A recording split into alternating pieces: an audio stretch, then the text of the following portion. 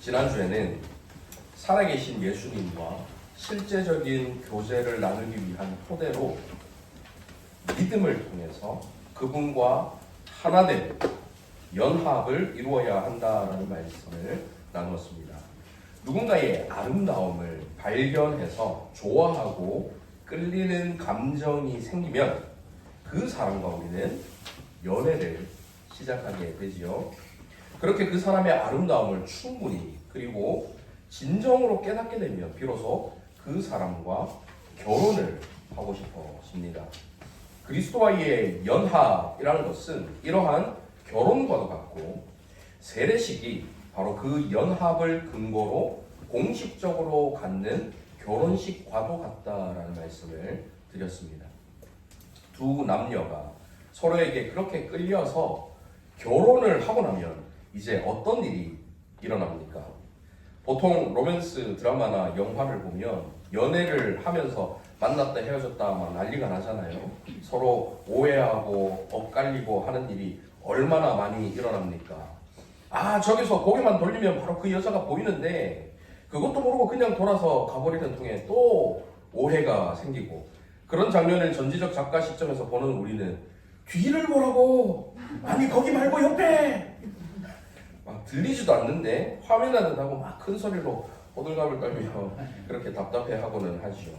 그러다가 꼭 나중에는 어찌 하다가 오해가 풀리고 결혼에 올인하면 happily ever after, 오래오래 행복하게 잘 살았답니다. 이렇게 이야기가 끝이 납니다. 드라마나 영화는 그렇게 결혼을 하고 나면 끝이 나죠. 하지만 결혼을 하면 끝이 아니라 그때부터 새로운 차원의 사랑이 시작됩니다. 부부가 되면 이제는 각자의 인생이 아니라 하나의 인생이 되는 것이죠. 바라보는 곳이 같아지고 걸어가는 길이 같아지고 내 안에 너 있고 너 안에 나 있다.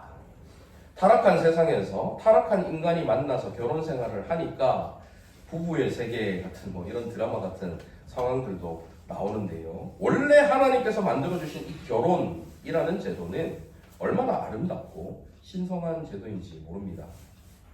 우리 예수님의 매력에 이끌려서 그분을 흠모하고 사랑하는 마음이 생겨서 예수님을 믿음으로 말미암아 그분과 연합을 이루는 것이 결혼이라고 한다면, 결혼 이후에는 결혼 생활이라는 그분과 나누는 사랑의 교제가 이어지게 되고 또 이어져야만 하는 것입니다. 오늘은 그 사랑의 교제에 대해서 살펴보면서 함께 은혜를 나누기를 원합니다. 앞서 결혼을 하면 새로운 차원의 사랑이 시작된다라는 말씀을 드렸습니다. 그 새로운 차원의 사랑이라는 것이 결코 그냥 이루어지는 것은 아니지요. 수많은 전투 속에서 피 흘림 가운데에서 이루어집니다. 바로 부부 둘 사이에 일어나는 피 튀기는 전투입니다. 태어나서 성인이 되는 수십 년을 완전히 다른 환경에서 자라난 완전히 다른 두 사람이 만나서 하나를 이루는데 어떻게 처음부터 꼭 맞을 수 있겠습니까? 당연히 맞지 않는 부분이 나올 수밖에 없지요. 치약을 어떻게 짜는지, 변기 뚜껑을 닫았는지 열었는지, 흰색 옷은 어떤 빨래통에 넣어야 되는지, 양말은 거기가 아니라고! 이러면서 싸움이 시작되지요. 이런 사소한 것들로 싸움이 일어나는데, 그런 부부싸움을 칼로 물베기라고 하는 이유가 무엇일까요? 그렇게 사소한 일들로 싸우고 나서는 금방 다시 풀려서 언제 그랬냐는 듯 잘 지내기 때문입니다.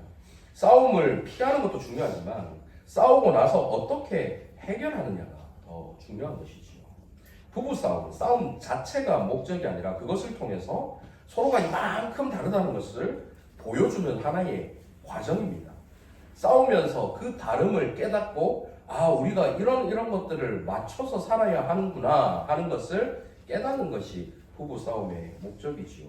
싸우면서 그 다름을 알았다면 서로가 조금씩 양보하고 배려하면서 그 다름을 인정하고 채워주고 맞춰주는 것이 필요한 것입니다. 그렇게 서로에게 하나씩 맞춰주고 또 맞춰가는 것이 바로 결혼 생활 아니겠습니까? 이렇게 서로에게 맞춰가기 위해서 필요한 것이 무엇일까요? 먼저 상대방에게 관심을 가져야 하겠지요. 그래서 상대방에 대해서 알아야 합니다. 상대방이 무엇을 좋아하는지, 무엇을 싫어하는지를 알아야 그 사람이 좋아하는 것은 하고 싫어하는 것은 하지 않으면서 그 사람에게 맞춰줄 수가 있는 것이지요. 그런데 이런 안다라는 것이 어떻게 생겨납니까? 무슨 시험 공부하듯이 그녀가 좋아하는 것은 1번 사과, 2번 오렌지 막 이런 식으로 공부해서 그녀를 아는 것이 아니지요. 꼭 그렇게 말로 해서 머리로 아는 것뿐만 아니라 서로 살아가면서 말하지 않아도 눈빛으로, 표정으로 알게 되는 것이 있습니다. 이렇게 함께 살아가면서 인격적인 교제를 통해서 아는 지식은 머리로만 아는 지식과는 차원이 다른 것입니다. 우리 주님과의 교제도 마찬가지입니다. 주님과 교제를 나누기 위해서는 먼저 그분에 대해서 알아야 하겠지요. 제임스 패커라는 한 복음주의 신학자는 그의 유명한 베스트셀러 하나님을 아는 지식이라는 책에서 하나님에 대한 지식과 하나님을 아는 지식을 나누어서 설명을 하고 있습니다. 그분이 어떤 분이신지, 하나님이 무엇을 좋아하시는지, 그분이 무엇을 싫어하시는지, 하나님에 대한 지식도 분명히 필요합니다. 그 지식이 있어야 우리는 그분과 진정한 교제를 나눌 수가 있습니다. 하지만 이렇게 그분에 대한 지적인 알무로 끝이 나면 안 됩니다. 살아계신 하나님을 직접적으로 만나 뵙고 그분과 나누는 인격적인 교제가 우리 가운데에 있어야 한다라는 것이죠. 제가 잘 아는 동갑내기 친구 중에 태희라는 친구가 있습니다. 좀 유명한 친구라 아마 여러분도 아실 겁니다. 김태희라고 들어보셨죠? 네. 여러분이 아시는 바로 그 배우 김태희가 맞습니다. 제가 울산고등학교를 나왔는데요. 그 친구는 울산여고를 나왔고 제 친구 여자친구의 짝지가 바로 태희였습니다. 지금이라도 제가 찾아가서 태희 안녕 인사하면 아마 그 친구는 웃으면서 한마디 할 겁니다. 누구? 우리는 만난 적이 없거든요. 저는 이 유명한 친구가 어떻게 생겼는지, 학교를 어디를 나왔는지, 누구랑 결혼을 했는지 너무 잘 알지만 이 친구는 저에 대해서 전혀 모릅니다. 이렇게 아는 것은 진짜 안다라고 할 수가 없는 것입니다. 신학 공부를 많이 해서 하나님에 대한 지식이 많아도 하나님을 인격적으로 아는 지식은 없을 수가 있습니다. 머리로 하나님에 대해서 많은 정보를 가지고 있어도 하나님을 인격적으로 만나지 못하면 그 하나님을 안다고 할 수가 없는 것이죠. 그래서 신학 교수님들 중에서도 이 성경을 잘 알지만 이 성경을 하나님의 말씀으로 믿지 않는 사람들이 있습니다. 하나님에 대해서 그 속성과 이런 것들은 신학적으로 잘 분석하고 잘 이야기하고 잘 가르칠 수 있지만 실제적으로 하나님을 만나뵌 적이 없으니까 그 하나님을 믿지 않는 경우가 있습니다. 믿지 않는 하나님을 지식적으로 전달하는 것이죠. 여러분은 하나님에 대해서 아십니까? 그렇다면 그 아는 지식이 머리로만 아는 지식인지 아니면 살아계신 하나님을 정말로 인격적으로 만나서 그분을 정말 아는 하나님을 아는 지식을 소유하고 계신지 한번 돌아보시길 바랍니다. 그렇기 때문에 인격적인 관계를 통해서 하나님에 대해 아는 것뿐만 아니라 하나님을 아는 지식, 관계를 통해서, 경험을 통해서, 인격적인 만남을 통해서 하나님을 아는 지식이 필요한 것이죠. 사랑의 하나님이시다라는 것을 머리로만 아는 것으로 끝나지 않고 내 삶 속에서 그 사랑을 경험함을 통해서 정말 사랑의 하나님이시구나. 하나님이 내 삶 속에서 섭리를 통해서 내 삶을 이끌어 가신다는 걸 머리로만 아는 것을 넘어서서 정말 삶 속에서 구체적으로 개입하셔서 순간순간마다 나와 함께 하시는 그 하나님을 인격적으로 아는 것. 그것이 우리 가운데 필요한 것입니다. 하나님께서는 말씀을 통해서 자신을 우리에게 보여주셨습니다. 우리가 그분을 알 수 있도록 만들어주셨습니다. 하지만 단순히 머리로 그분에 대해서만 아는 것으로 그치지 않고 그분을 경험하여 알 수 있도록 직접 이 땅에 인간으로 오신 예수 그리스도를 통해서 인간의 눈으로 보고 손으로 만질 수 있도록 자신을 보여주셨습니다. 우리는 이 땅에 오신 예수 그리스도를 경험함으로 하나님을 보고 하나님이 어떤 분이신지를 더 자세히 알 수 있게 된 것이죠. 지난주에 말씀드린 것처럼 눈높이, 인간의 눈높이에 맞춰서 그 인간의 눈높이에서 사랑을 시작할 수 있도록 친히 이 땅에 보이는 몸으로 만질 수 있는 몸으로 이 땅에 오신 것입니다. 그리스도께서는 이 땅에서의 삶을 통해 우리에게 자신을 완전히 드러내 보여주셨습니다.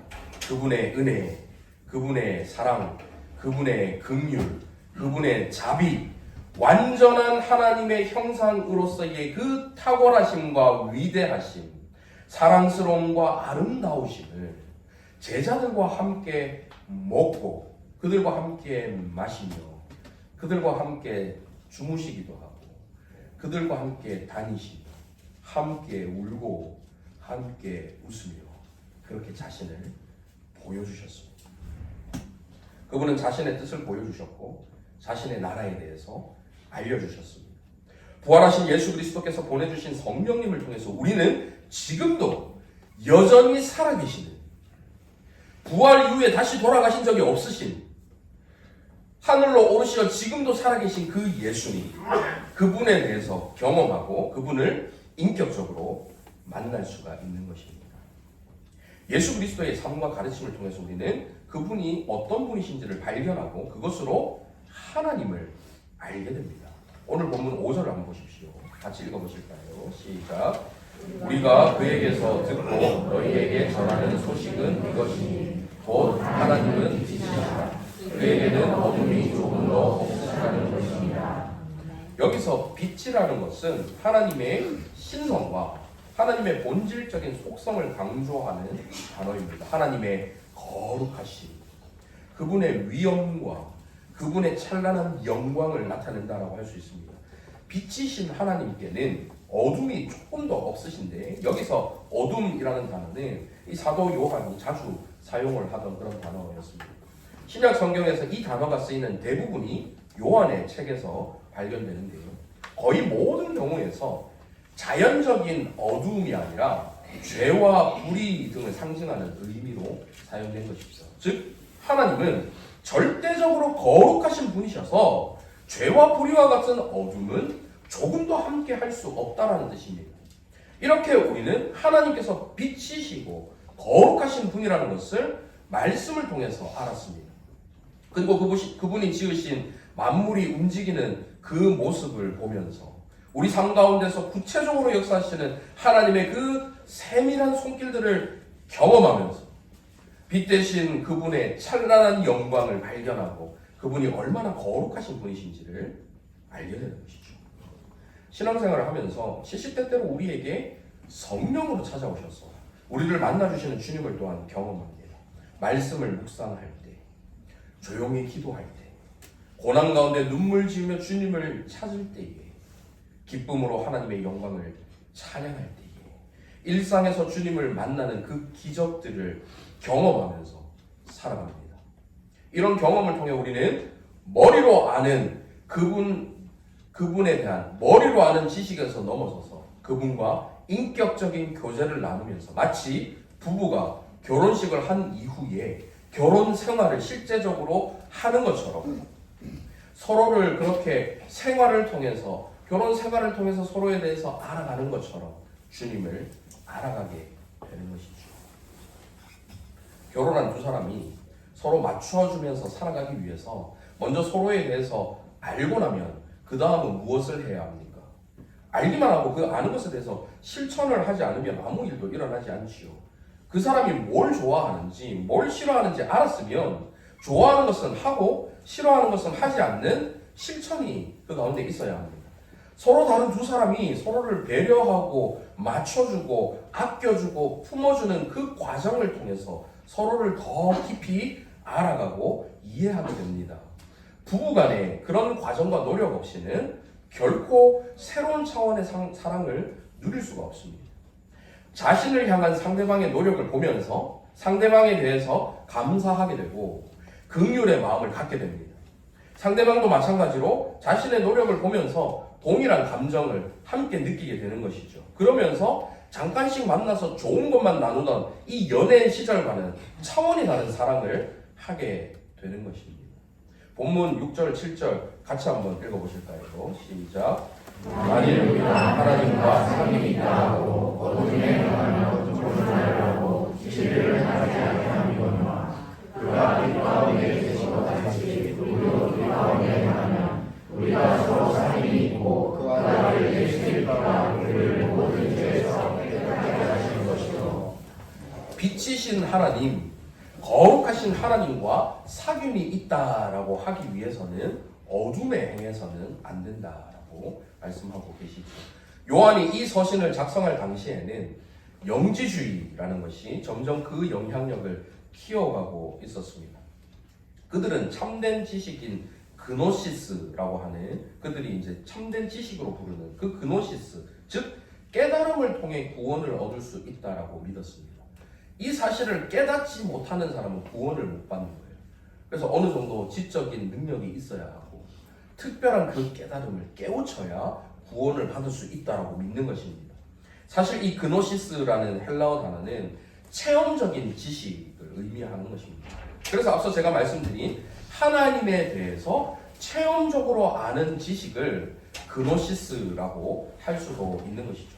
하지만 영지주의자들이 말하는 이 그노시스는 특별한 영적인 엘리트들만이 가질 수 있는 특별한 지식을 의미하고 자신들만이 스스로 자아를 성찰함으로 그 지식을 얻을 수 있다고 생각합니다. 타종교에서 마치 깨달음을 얻어야 득도하고 열반에 이를 수 있다라고 믿는 것처럼 이들도 그 특별한 그노시스라는 깨달음을 얻어야 구원받을 수 있다라고 믿는 사람들이죠. 영과 물질을 구분하는 그들은 그렇게 참된 지식을 얻은 사람들이 육으로 어떤 죄를 짓더라도 그 영에는 영향이 가지 않는다라고 믿었습니다. 육은 원래 더럽고 육은 원래 약하기 때문에 육으로 짓는 죄와 영의 어떤 영향력은 별도로 있다라고 가르치는 것이지요. 이러한 영지주의자들의 이단적 주장을 염두에 두고 요한은 하나님과 사귐이 있다 하면서 어둠에 행하면 거짓이고 진리를 행하지 않는 것이라고 강조하는 것입니다. 죄를 지어도 안 된다라는 그런 이야기를 하는 것이죠. 그러면서 요한은 하나님께서 빛 가운데 거룩함으로 계신 것처럼 우리도 빛 가운데 행할 때에, 즉 거룩하게 행할 때에 그 거룩하신 하나님과 사귐을 가질 수 있다라고 선포하고 있는 것입니다. 성경은 영지주의 이단의 가르침처럼 우리의 몸 자체를 저급하거나 나쁜 것으로 보지 않습니다. 오히려 믿음을 가진 그리스도인들은 하나님께 자신의 영이나 마음만을 드리는 것이 아니라 몸을, 눈에 보이는 그 몸을 온전히 드리라고 말씀하십니다. 로마서 12장 1절 한번 보십시오. 같이 읽어보실까요? 시작. 그러므로 형제나 내가 하나님의 모든 자비하심으로 너희를 권하니 너희 몸을 하나님이 기뻐하시는 거룩한 산제물로 드리라. 이는 너희가 드릴 영적인 예배라. 우리는 흔히 주님, 제가 주님께 저의 마음을 드립니다. 저의 마음을 받아주십시오. 그렇게 말하지만 주님께서는 아니, 마음 말고 그것뿐만 말고 몸을 드리라고 말씀하십니다. 너희 몸을 하나님이 기뻐하시는 거룩한 산 제물로 드리라. 이는 너희가 드릴 영적 예배니라. 눈에 보이는 몸으로, 구체적인 삶으로, 빛 가운데 행함으로 하나님께 드리라는 요구를 하고 계신 것이죠. 하나님은 아들을 이 땅에 보내심으로 우리를 향하신 하나님의 그 사랑을 구체적으로 확증해 주셨습니다. 단순히 입술로만 내가 너희를 사랑한다, 나의 백성들아, 내가 너희 하나님이 되고 내가 너희를 사랑한단다 말로만 하지 않으시고 눈에 보이는 몸으로 이 땅에 오셔서 저와 여러분을 얼만큼 사랑하시는지 몸으로 보여주셨습니다. 우리의 연약한 수준에 맞춰주시려고 이 땅에 몸으로 오신 예수님은 자신의 눈에 보이고 손으로 만질 수 있는 몸을 십자가에 내어 놓으심으로써 우리를 향하신 무한의 사랑과 그 사랑에 대한 최선의 노력을 실제로 보여주셨습니다. 주님, 저희를 얼만큼 사랑하십니까? 물을 때 내가 너희를 이만큼 사랑합니다. 십자가 위에서 두 팔 벌려 눈에 보이는 몸으로 보여주시며 주님께서 우리를, 저와 여러분을 얼마나 사랑하시는지를 알려주신 것이죠.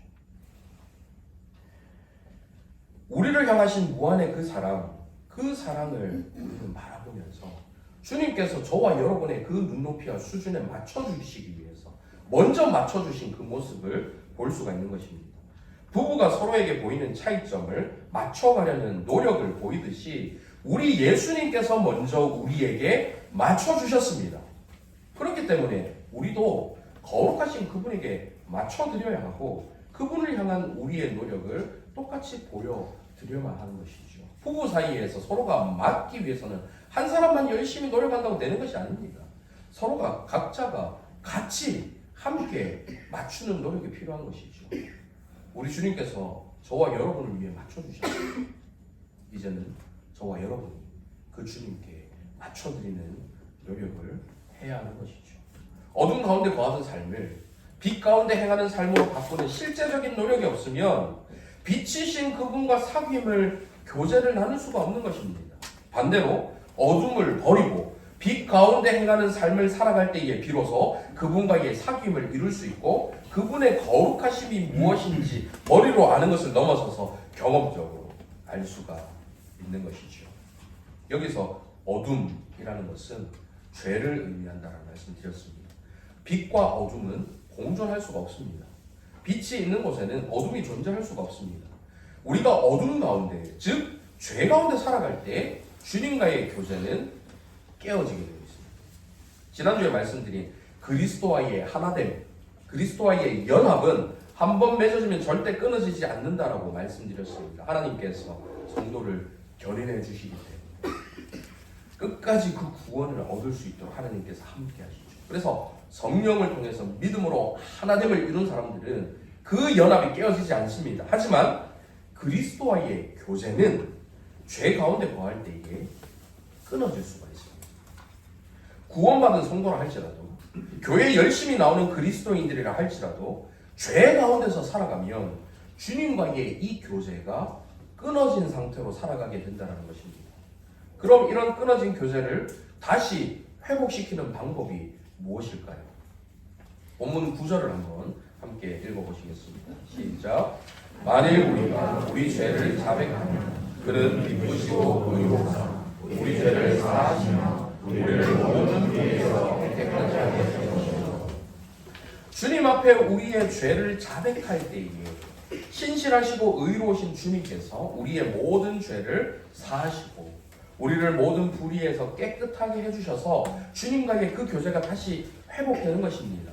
여기서 죄의 자백이라는 것은 쉽게 일어나지 않습니다. 스스로의 죄를 인정해야만 죄의 자백이 이루어질 수가 있는데 사람은 누구나 자신의 죄를 인정하기 싫어합니다. 내가 잘못했어. 그건 내 잘못이야. 이렇게 자신의 죄를 인정하는 것을 좋아하는 사람들이 많지 않습니다. 또한 자신의 죄를 스스로 발견해내는 그 자체도 쉽지가 않습니다.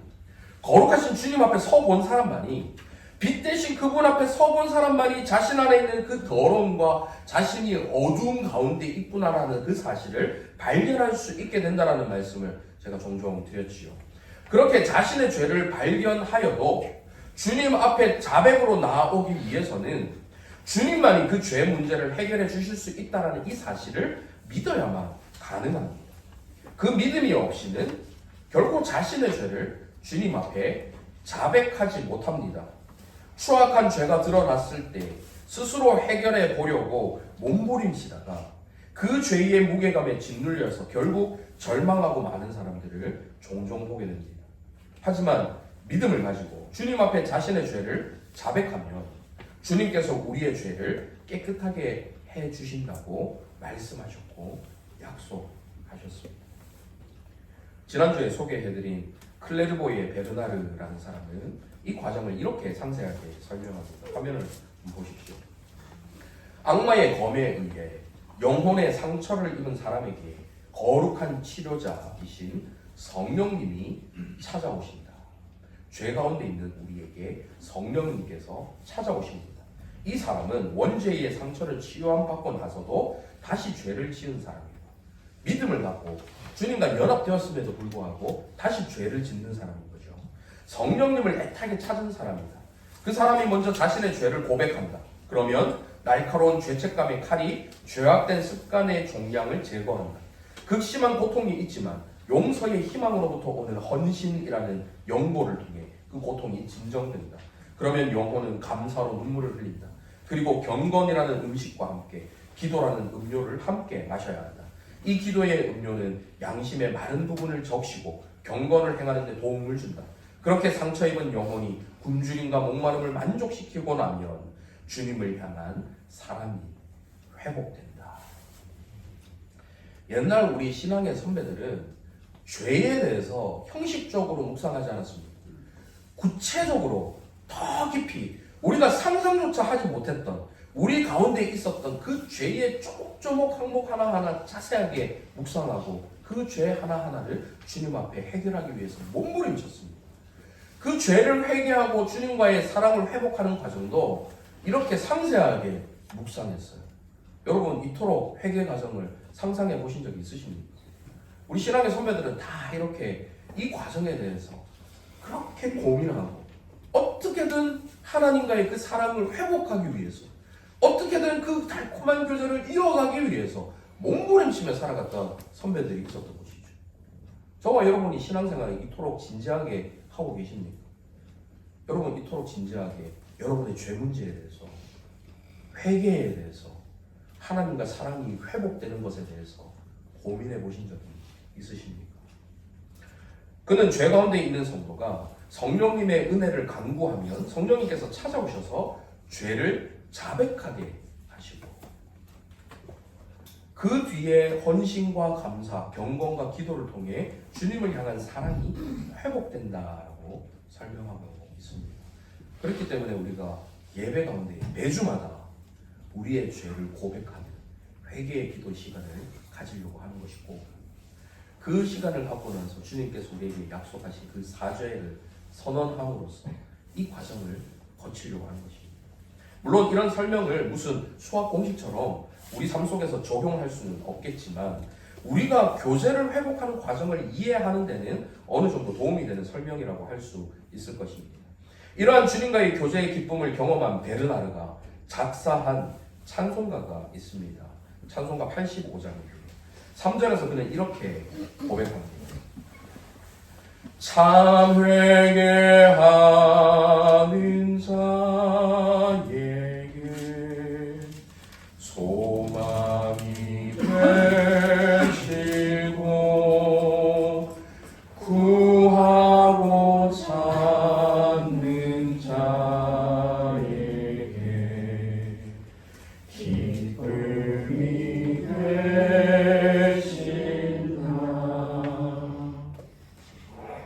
비록 연약한 우리는 죄로 인해서 넘어지고 또 쓰러지고 결국 주님과의 교제를 깨뜨려서 종종 주님과 멀어지고 말지만 참 회개하는 자에게 소망이 되시고 구하고 찾는 자에게 기쁨이 되시는 주님이 항상 그 자리에 계시니 또다시 죄를 자백하고 주님께로 나아갈 수 있는 것입니다.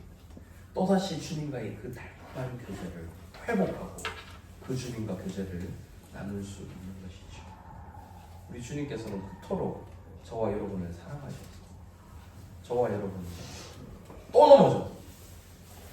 넘어져도 같은 걸로 계속해서 반복해서 죄를 짓고 지어도 그것도 못하고 그렇게 또 넘어졌냐고 질책하시는 것이 아니라 그 자리에서 다시 돌아오기를 기다리고 계신 것입니다. 그럴 때 다시 그 관계를 회복시켜 주시는 것이죠. 이 얼마나 큰 은혜입니까? 이렇게 죄는 우리로 하여금 주님과의 교제를 끊어지게 만듭니다. 반대로 그 죄를 자백하고 멀리하면 다시 그 교제가 회복됩니다. 여기서 우리가 죄에 대해서 오해하는 것이 하나 있습니다. 그것은 그리스도인이 되면 죄 자체를 싫어하게 된다는 오해입니다. 주님을 믿으면, 예수님을 믿으면 우리가 그때부터 죄를 싫어하는 사람이 된다라고 오해하는 거예요. 그것이 사실이라면 교회 안에는 죄 짓는 사람이 아무도 없어야겠죠. 근데 교회 안에 그런 사람이 없습니까? 우리 교회는 없을지 모르겠지만 교회 안에 죄 짓는 사람이 없나요? 오히려 교회 안에서 여러분 사람 때문에 시험에 드는 경우 많이 보셨죠? 얼마나 자주 일어납니까? 저는 목사라서 주로 만나는 사람들이 다 교회 안에서 만나는 분들인데요. 뭐 직분자들 많이 만나죠. 교회 안에서도 정말 이상한 사람들 많이 만나봤습니다. 우리 교회에서는 아직 못 만나봤지만 그동안 많이 만나봤어요. 이기적이고 욕심 많고 아나무인에다가 무례하고 기본적인 예의도 모르는 사람들, 기본적인 상식이 통하지 않는 사람들, 자기 말만 항상 옳고 다른 사람 말은 관심도 없고 듣지도 않는 사람들. 교회 안에서는 천사 같은 얼굴로 있지만 교회 밖에만 나가면 완전히 다른 사람이 되어서 죄의 습관들에 빠져 사는 사람들이 교회 안에도 얼마나 많은지 모릅니다. 병원에 가면 전부 환자이듯이 교회 안에서 주님 앞에 회개하고 그 죄 용서를 받아야 하는 저와 여러분, 당연히 교회 안에서 그런 사람들이 많이 만날 수밖에 없는 거죠. 저 역시도 그런 사람 중에 하나일 수 있습니다. 솔직히 말하면 우리는 죄를 싫어하지 않습니다. 여러분 죄를 싫어하십니까? 오히려 죄를 너무나도 즐깁니다. 죄의 유혹은 너무나도 달콤해서 그 맛에 취하면 헤어나오기가 정말 어렵습니다. 그래서 죄를 주목하고 그 죄를 싫어하려고 애를 쓰는 것은 별로 효과적이지 못합니다. 왜냐하면 우리는 그 죄를 혐오하지 않기 때문에, 죄를 즐기기 때문이죠. 싫다고 말은 하지만 조금만 유혹이 들어오면 또다시 넘어집니다. 더 이상 짓지 않겠다라고 다짐하지만 또 어느 순간에 눈앞에 유혹이 꼭 들어오면 또다시 넘어지는 것이 죄입니다. 우리가 죄를 싫어하고 멀리할 수 있으려면 그 죄를 어떻게 하면 싫어할 수 있을까? 죄 자체에 대해서 연구하고 죄 자체에 대해서 집중하는 것이 아니라 주님께 집중을 해서 주님에게서 더 큰 기쁨을 발견해야만 합니다. 주님에게서 발견한 그 큰 기쁨을 더 많이 누리기 위해서 그 주님과 가까이 할 수 없게 만드는 죄를 멀리하게 되는 것이죠. 너무나도 달콤하고 너무나도 아름다운 주님과의 그 교제, 그 기쁨이 흘러넘쳐서 이 기쁨을 누리지 못하도록 만드는 죄를 멀리하는 것입니다. 그러면 주님과의 교제에 더 집중을 해야 하는 것이죠. 따라서 주님과의 교제의 달콤함을 경험하고 나면 그 달콤함을 방해하는 죄를 멀리하고 싶어지는 것입니다. 우리가 죄 자체를 싫어하게 되는 것은 거의 불가능에 가깝습니다. 이 사실을 우리는 먼저 겸손하게 인정해야만 합니다. 이제 이 죄는 내가 정복했어. 그렇게 여기는 그 순간 교만이라는 더 큰 죄가 우리 안에 들어옵니다. 자기처럼 하지 않는 남을 보면서 아직까지도 그 죄를 끊어내지 못하고 그 속에서 빠져있는 사람을 보면서 판단하며 정죄합니다. 아, 저것도 아직 해결 못했어? 아직까지도 저 문제도 해결 못한 거야? 정죄하는 더 큰 죄가, 그 심각한 죄가 우리 가운데 들어오는 것이죠. 그 죄를 이겨보겠다고 금욕주의에 빠지고 속세를 떠나 수영을 아무리 해봐도 결코 죄 문제를 해결할 수가 없습니다. 유일한 방법은 주님께 나와서 주님에게서 더 큰 기쁨을 맛보는 것뿐입니다. 더 가치 있는 것을 얻기 위해서 가치 없는 것을 버리는 것이죠. 마치 건강에도 좋고 맛도 좋은 정말 질 좋은 음식을 한번 맛본 사람이 그 좋은 음식을 더 맛보기 위해서 조미료로 가짜 맛을 낸 몸에 나쁜 불량식품으로 배를 채우지 않는 것과 같습니다. 우리가 식당에 가서 정말 좋은 음식이 있고 가짜 그냥 몸에 나쁜 불량 식품이 있는데 이 좋은 음식을 놔두고서 이 음식으로 배를 채우려고 먹지 않습니다. 죄는 여전히 우리에게 기쁨을 줍니다. 우리가 기분 좋게 만들어줍니다. 그 일시적이고 허무한 기쁨, 그런 것들을 우리에게 주지만 그것과 비교도 할 수 수 없는 흘러넘치는 생수의 강과 같은 기쁨을 맛본 사람은 그 생수의 근원 되시는 주님께로 가까이 나아가지 못하게 하는, 좋은 음식을 먹지 못하게 배부르게 만드는 이 불량식품을 멀리하는 거예요. 그 주님 앞으로 가까이 나아가지 못하게 만드는 이것을 정리하게 되는 것이죠.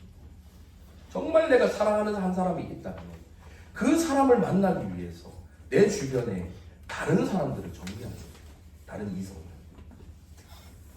이렇게 주님과 나누는 교제의 기쁨을 날마다 누리며 살아가는 것이 저와 여러분이 누릴 수 있는 최상의 행복인 것입니다. 우리는 날마다 개인적으로 주님과 이런 교제의 기쁨을 누려야 하는데요. 그와 더불어서 일주일에 한 번씩 공식적으로 정해져 있는 주님과의 만남과 교제의 시간이 있습니다. 바로 예배 시간이지요. 이 예배 안에서도 성찬을 함께하는 시간이야말로 주님과 실제적으로 나누는 교제의 시간이라 할 수 있습니다. 성찬이라는 것은 지난주 살펴보신 세례와 더불어서 우리 주님께서 친히 만들어주시고 시행하라고 명령하신 것입니다. 고린도전서 11장 23절 이하를 한번 보십시오. 같이 한번 읽어보실까요? 시작. 내가 너희에게 전한 것은 주께 받는 것이니 곧 주 예수께서 찾으셨던 밤에 떡을 가시사 축사하시고 떼어 이르시되 이것은 너희를 위하여 내 몸이 이것을 행하여 나를 기념하라 하시고 직후에 또한 그와 같이 잔을 가지시고 이르시되 이 잔은 내 피로 세운 새 언약이니 이것을 행하여 마실 때마다 나를 기념하라 하셨으니 너희가 이 떡을 먹으며 이 잔을 마실 때마다 주의 죽으심을 그가 오실 때까지 전하는 것이니라. 우리는 주님의 명령에 따라서 떡과 잔을 먹고 마심으로 주님께서 내어주신 주님의 그 살과 피를 먹고 마시며 저와 여러분을 위해 십자가를 지신 우리 주님의 그 죽으심을 기념해야 합니다. 하지만 십자가 죽음이 끝이 아니었죠. 우리 주님은 그 죽음을 이기시고 다시 살아나셨기 때문입니다. 그렇기 때문에 우리는 성찬을 통해서 부활하시고 승천하신 주님께서 당신의 사랑하는 백성들을 오늘 이 순간에도 하늘 그 만나로 먹이고 하늘 그 만나로 채워주신다는 것을 확신할 수 있는 것이죠. 성찬은 이렇게 주님께서 저와 여러분을 위해 살을 찢으시고 피를 흘려주신 주님의 죽음을 기리는 시간인 동시에 그 주님께서 부활하셔서 지금도 살아계시고 지금도 역사하신다는 사실을 기억하며 그 살아계신 주님과 나누는 교제의 시간, 감사와 기쁨의 잔치 시간이기도 합니다. 따라서 성찬 시간이 분명 진지하게 진행되어야 하지만 마치 장례식처럼 꼭 막 슬퍼야 한다, 의식적으로 막 슬프게 가장해야 된다, 슬퍼야 한다고 생각하실 필요는 없습니다. 주님께서 친히 베풀어 주신 식사를 함께 나누고 주님 안에서 한 식구가 된 내 옆에 형제 자매를 바라보면서 즐거운 교제와 화목의 시간으로 보낼 수 있는 것이지요. 성찬은 또한 눈에 보이고 손으로 만지고 입으로 느낄 수 있는 보이는 말씀의 시간입니다. 그래서 이 시간이 말씀의 사역 시간에 있는 것입니다. 말씀의 사역자가 성찬을 친히 제정해 주신 우리 주님의 말씀을 직접 선포하면서 시작되는 이 식사 시간, 이 시간을 통해 우리는 떡과 잔을 눈으로 보고 손으로 만지고 입으로 가져가 먹고 마시면서 보이지 않는 주님과 실제적인 교제를 나누게 되는 것입니다. 이러한 실제적인 교제는 모든 성도들 앞에서 공식적으로 자신의 믿음을 고백하여 세례를 받은 사람만이 참여할 수 있는 것이죠. 마치 공식적인 결혼식을 한 사람이 합법적인 결혼 생활을 누릴 수 있는 것과 같은 이치인 것입니다. 이제 말씀을 맺겠습니다. 오래전에 잠깐 알고 지내던 친구가 있었는데요. 교회에서 만난 여자 사람 친구, 여사친이었습니다. 이 친구는 분명 그 당시에 사귀는 남자친구가 없었는데 누가 남자친구 있냐 물어보면 꼭 있다라고 대답을 하는 겁니다. 그래서 한 번은 제가 너 남자친구 없지 않냐고 되물었더니 이 친구가 아주 해맑게 웃으면서 자기는 예수님하고 사귀고 있다라고 이야기를 하는 거예요. 아 그래. 어색하게 웃고 넘어갔는데 그 다음 이 친구가 하는 얘기를 들어보니까 어느 정도 그 이야기가 이해가 되었습니다. 자기는 길을 걷다가도 마치 남자친구가 옆에 같이 걷는 것처럼 예수님께 말을 건다고 합니다. 예수님, 저 지금 속상해요. 예수님, 저 지금 다리 아파요. 시시콜콜한 이야기들도 실제로 곁에 예수님께서 계신 것처럼 대화를 나눈다고 해요. 그 이야기를 듣고 또 그 친구의 삶을 유심히 관찰해 보니까 그 친구가 정말 예수님과 사귀고 있는 사람 같아 보였습니다.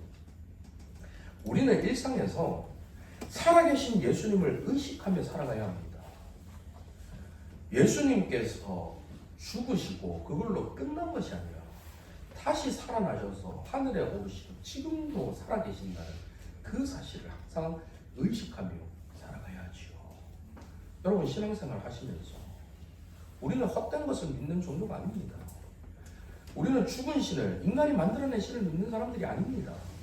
이 땅에 친히 2000여 년 전에 오셔서 이 땅을 친히 밟으시고 몸으로 오신 그 주님이 죽음을 경험하시고 그 죽음을 이기셔서 부활하신 그 주님을 우리는 믿고 있습니다. 그 주님이 오늘 이 시간에 살아계셔서 저와 여러분의 삶 속에 구체적으로 역사하신다는 그 사실을 믿으며 살아가셔야 하는 것이죠. 하나님에 대한 지식뿐만 아니라 그 살아계신 주님과 교제함으로 하나님을 아는 지식, 예수님을 아는 지식, 함께 부부가 같이 살아감으로 이 사람에 대해서 표정만 보면 알 수 있듯이 그런 친밀한 교제가 우리 가운데 있어야 한다는 것이죠. 그분과 함께 끊임없는 교제를 나누며 살아가야 하는 것이 우리의 삶입니다. 그 사귐은 우리가 어둠을 버리고 빛 가운데 행할 때에, 죄를 멀리하고 죄를 진심으로 자백할 때에 끊어지지 않고 이어질 수가 있습니다. 비록 불완전한 이 땅에서는 이 교제가 완전해질 수 없지만 그럼에도 주님과 함께 거니는 이 교제의 기쁨은 이 땅 어디에서도 맛볼 수 없는 천상의 기쁨, 하늘의 기쁨을 우리에게 가져다 주는 것입니다. 이번 한 주도 주님과 함께 걸어가므로 거짓 기쁨뿐인 이 땅에서 참된 기쁨과 소망을 누리며 살아가는 저와 여러분 되시기를 간절히 바랍니다. 이 시간 말씀을 생각하며 함께 찬송가 85장 부르시겠습니다.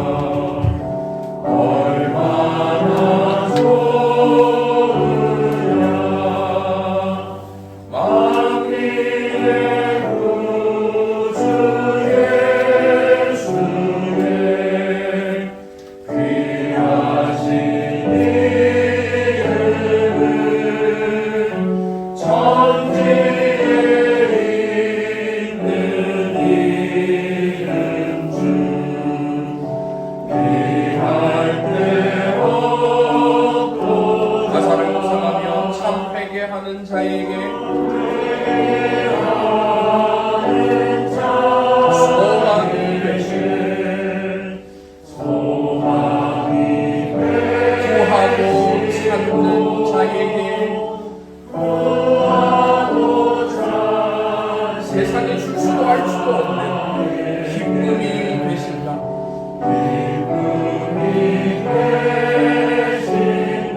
예수의 넓은 사랑을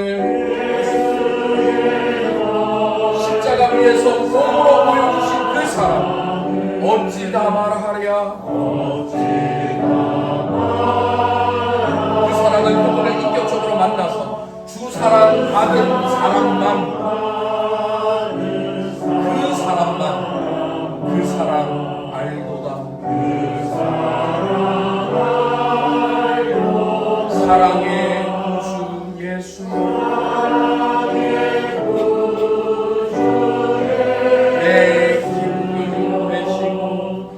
내 기쁨 되시고 이제로부터 영원히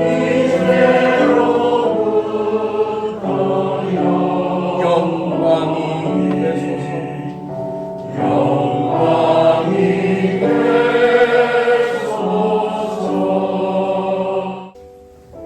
하나님에 대한 지식, 머리로 우리는 많이 가질 수 있습니다.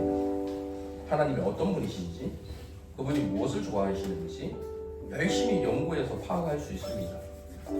하지만 하나님께서 지금도 살아계셔서 우리 삶 속에서 우리와 관계 맺기를 원하시는, 교제하기를 원하시는 하나님은 단순히 저와 여러분이 머리로 아는 것으로 끝나기를 원치 않으십니다. 직접 찾아오셔서 저와 여러분을 만나주시길 원하시는 그 주님 앞에 우리가 마음을 열고 그 주님을 만나뵐 수 있도록 인격적인 만남을 가질 수 있도록 그것을 갈망하면서 살아가야 하지요. 그 사랑은 그 사랑 받은 사람만 알 수 있습니다.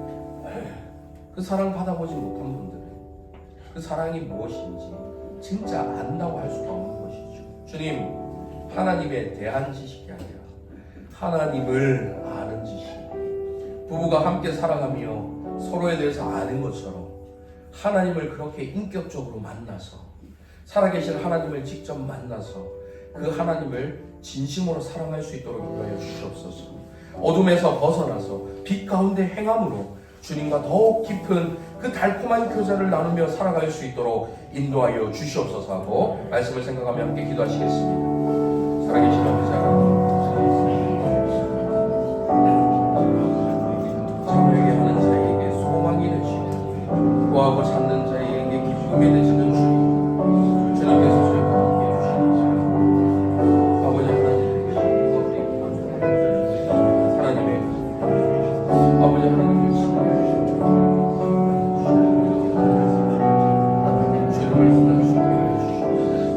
주님과의 사랑을 발견해 할 수 있도록 주님, 주님을 만난 그 기쁨을 충만히 누릴 수 있게 인도하여 주시옵소서.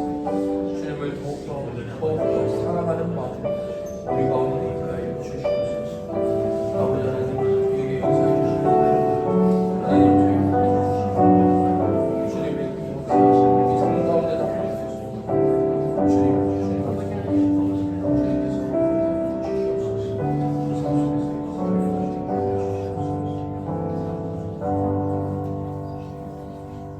사랑하는 아버지 하나님, 죄악된 세상 가운데서 살아가지만 그래서 넘어지고 또 넘어지고 쓰러지고 또 쓰러지지만 주님을 더 사랑하겠노라고 입술로 고백하면서도 삶 속에서 주님을 사랑하지 못하는, 그래서 주님의 마음을 애타게 슬프시게 해드리는 저희의 삶이지만 참 회개하는 자에게 소망이 되시는 주님, 그 주님 앞에 나와서 깨끗함을 받고 주님과 늘 달콤한 교제의 기쁨을 누리며 살아가는 저희 모두가 될 수 있도록 인도하여 주시옵소서.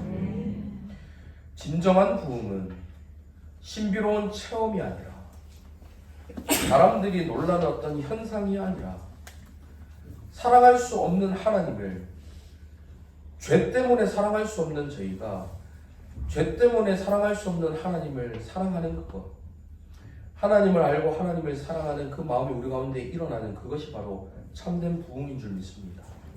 사랑할 수 없는 이웃을 하나님 사랑하는 그 마음으로, 그 사랑으로 사랑해내는 것, 그것이 우리에게 있는 참된 부흥인 줄 믿습니다. 주님, 그 부흥이 우리 가운데 있게 하여 주시옵소서. 우리 생애 가운데 있게 하여 주시옵소서. 우리 교회 가운데 있게 하여 주시옵소서. 그리하여 우리가 주님을 더욱 깊이 사랑하게 하시고 이웃을 더욱 깊이 사랑하게 하셔서 우리의 그 삶으로 하나님 살아계심을 증거해내는 증인들이 다 될 수 있도록 인도하여 주시옵소서. 살아계신 예수 그리스도의 이름으로 기도하옵나이다. 아멘.